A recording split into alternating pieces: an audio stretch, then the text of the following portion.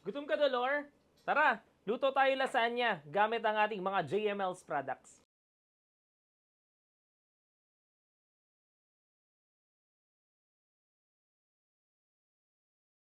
Yan.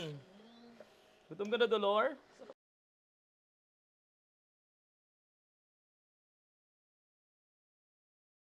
Next na natin gawin yung ating white sauce or tinatawag nila na bechamel.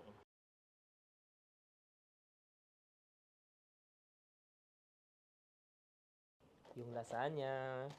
Di magiging lasagna yan kung walang lasagna, no?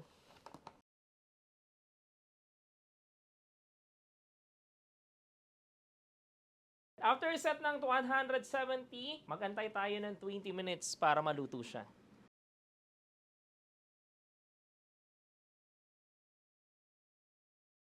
So guys, ito na yung final na lasagna natin.